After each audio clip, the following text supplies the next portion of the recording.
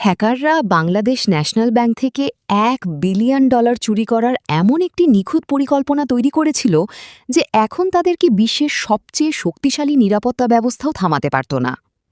1 বছর ধরে অদৃশ্য ম্যালওয়্যার দিয়ে নেটওয়ার্কে গুপ্তচরবৃত্তি চালানো হয়। বিশ্বের 3টি ভিন্ন টাইম জোন এবং জাতীয় ছুটির দিনগুলোকে ঢাল হিসেবে ব্যবহার করা হয়। কিন্তু এত সূক্ষ্মভাবে পরিকল্পনা করা লোকজন একটি এমন ছোট ভুল করে বসে যা দ্বিতীয় শ্রেণীর একটি শিশুও করে না। মাত্র একটি স্পেলিং মিস্টেকই কোটি কোটি ডলার চুরির স্বপ্নকে ভেস্তে দেয়। জানুয়ারি 2015 সালে বাংলাদেশ ন্যাশনাল ব্যাংকের সার্ভারে একটি ইমেল আসে, একটি জিপ ফাইল সহ। এটি ছিল একটি ফিশিং ইমেল, যেখানে একজন চাকরিপ্রার্থীর সিভি ছিল। ব্যাংকের 3 জন কর্মী শুধু ইমেলটি খুলেই নয়, সেই সিভিটিও ডাউনলোড করে নেয়, না জেনেই যে তাদের এই কাজটি বাংলাদেশের ইতিহাসের সবচেয়ে বড় ডাকাতির কারণ হতে যাচ্ছে।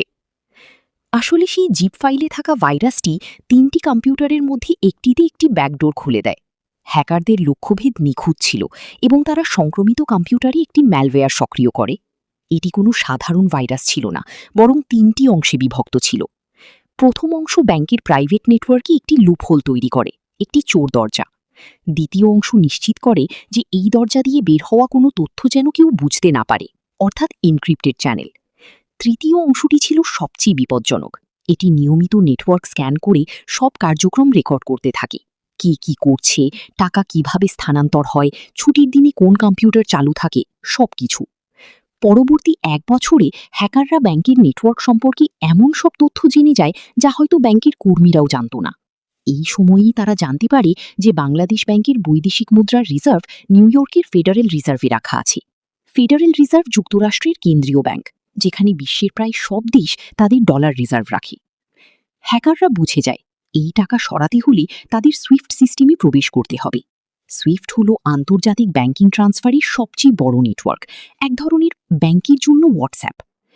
ব্যাংকিং নেটওয়ার্কে প্রবেশ করার পর হ্যাকারদের লক্ষ্য ছিল সেই কম্পিউটারটি খুঁজে বের করা যেখান থেকে সুইফট ট্রান্সফার পরিচালিত হয়। তারা সরাসরি সুইফট সিস্টেম হ্যাক না করে সেই কম্পিউটারগুলোর কার্যক্রম পর্যবেক্ষণ করতে থাকে। মাসের পর মাস ধরে তারা শিখে কিভাবে কর্মীরা লগ ইন করে, কিভাবে অর্ডার টাইপ করে এবং কিভাবে যাচাই করা হয়। এরপর তারা ব্যাংকের পুরনো ট্রান্সফার রেকর্ড বিশ্লেষণ করে, যাতে তাদের জাল ট্রান্সফারগুলো সাধারণ লেনদেনের মতো দেখায়। বড় অঙ্কের টাকা একবারে না পাঠিয়ে ছোট ছোট অংশে ভাগ করার সিদ্ধান্ত নেয় তারা। মে 2015 ফিলিপাইনের ম্যানিলায় আরসিবিসি ব্যাংকে 5টি অ্যাকাউন্ট খোলা হয়। প্রতিটিতে মাত্র $500 জমা রাখা হয় এবং 1 বছর ধরে নিষ্ক্রিয় রাখা হয়। ফেব্রুয়ারি 2016 সব প্রস্তুতি সম্পন্ন।